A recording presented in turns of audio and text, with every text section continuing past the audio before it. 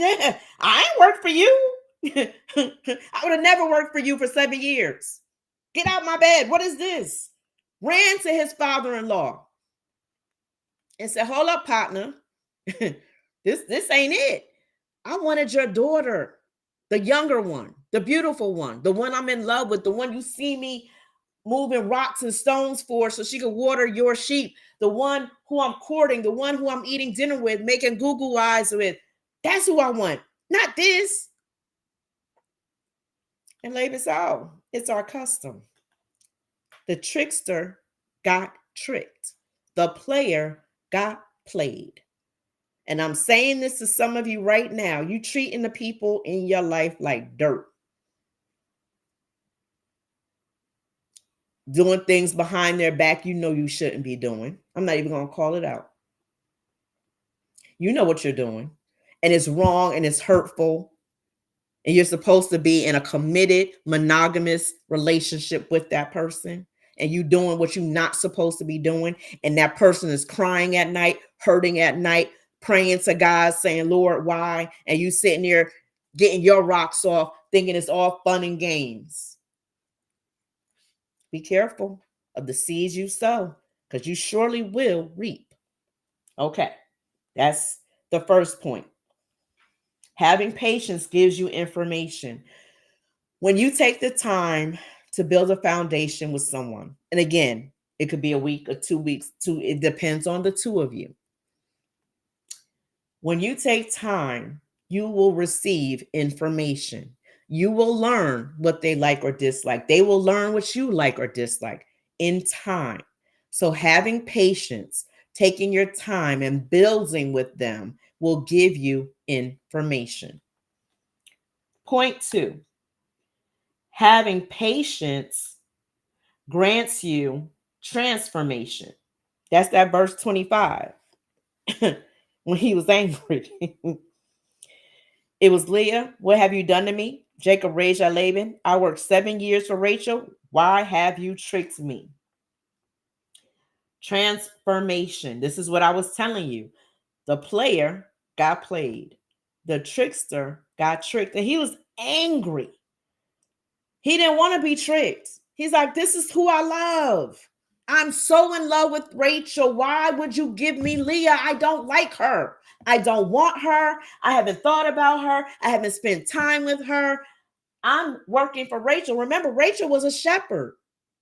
So Rachel was out there with him. They working side by side. That's something else you should know. When you're in a relationship, you two should be working together. It may not be the same field, but you need to be working together. Hey, babe, I'm working overtime this week so we can do A, B, and C. Okay, babe. Well, I'm going to have your dinner or your breakfast or whatever ready so that you can go to work and be okay.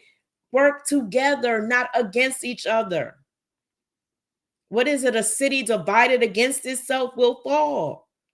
You wondering why there's so many arguments and why you're not progressing and why you're not growing and why it feels like it's falling apart? Because you're not working together. I'm going to leave it there because there's more I could say, but I'm going to leave it for one of the next Love Is series topics. And number 3, point 3, having patience garners you gratification. Having patience garners you gratification. Let's look at verse 28. So Jacob agreed to work 7 more years. A week after Jacob had married Leah, Laban gave him Rachel too. Laban gave Rachel a servant. And verse 30 says, so Jacob slept with Rachel too, and he loved her much more than Leah. He then stayed and worked for Laban the additional 7 years. See, this is why you have to read the Bible for yourself, because this is what I thought. I thought Jacob worked 14 years without getting Rachel. He didn't get Rachel till the 14th year. That's not right. The Bible said he worked 7 years, got Leah, slept with Leah. A week after the wedding party happened, Laban gave him Rachel. So he was actually with Rachel when he worked the next 7 years. Having patience garners you gratification. What do I mean? Gratification. He wanted Rachel. His patience and hard work, working that 7 years and doing something he really didn't want to do, which was marrying Leah, laying up with Leah, making her not the laughing stock of the village by giving in to his father-in-law. A week later, 7 years and a week later, he got his prize, the wife he wanted, the one he loved way more than he loved anybody else, the apple of his eye, the one that made him smile, the one he was so in love with. His love was so strong for her. Patience.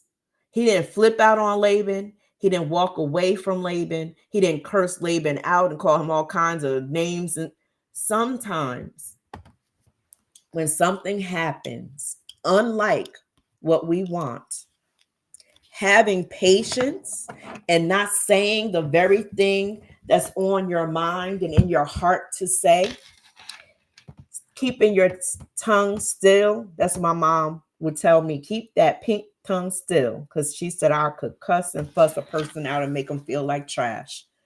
She said, but if you keep your if you keep your tongue still, or she would say tongue or pink thing still, you'll learn a lot and you'll receive a lot more. Sometimes we talk ourselves out of our blessings. Think about that. If Jacob had truly gotten angry with Laban and walked away from the deal, walked away from the table, says 7 years, I quit, I'm done, and made a public demonstration, he would have never gotten Rachel. But instead, even though he was in the right and Laban was in the wrong, his humility and willingness to work more garnered him, rewarded him, got him the very blessing he wanted, and that was Rachel.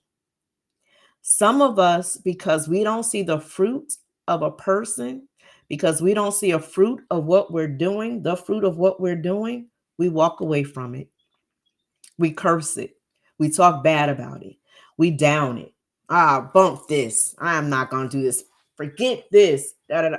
And we miss our blessing. What are you saying, Andrea? What I'm saying is love is patient.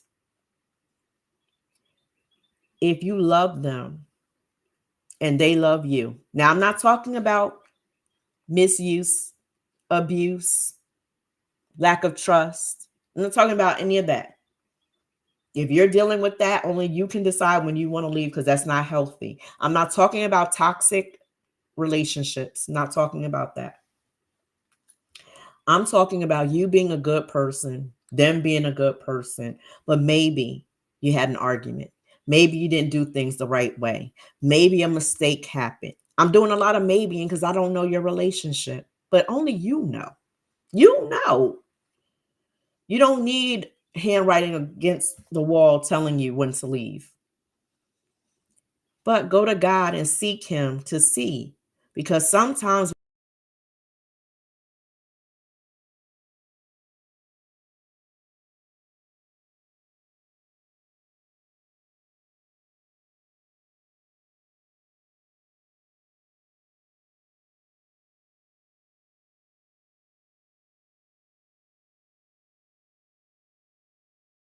have them, because there is no perfect person. The only perfect person is Jesus, and that's not who you're with.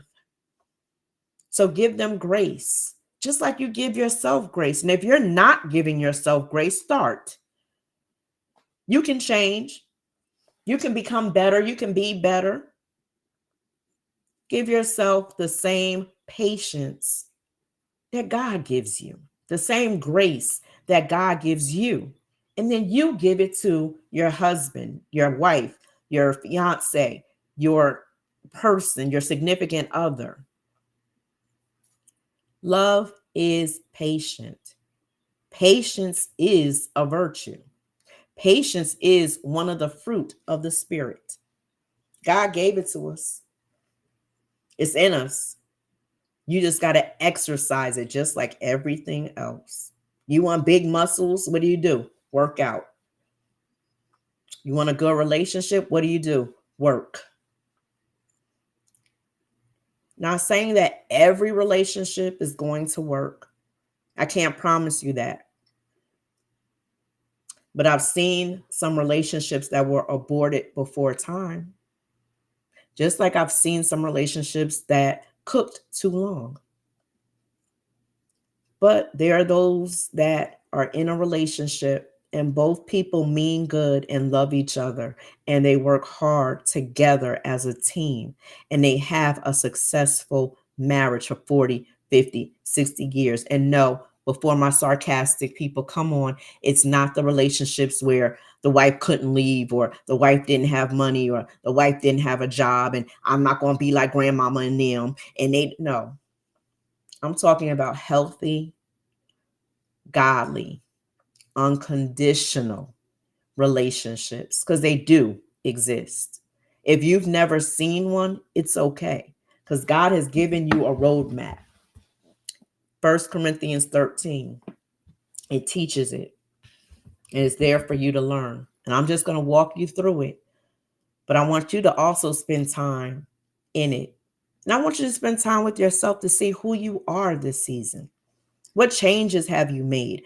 What changes have happened to you? What is your temperature? I want you to check in on yourself. It's hard to ask a person to be something when you don't even know who you are. So even when you're in a relationship, you still have to work on yourself. So promise me that you will take time to work on you and stop trying to work on other people. God will handle them and they'll work on themselves. You put it in prayer. God, bless me with, bless my husband too, bless my wife too, whatever it is.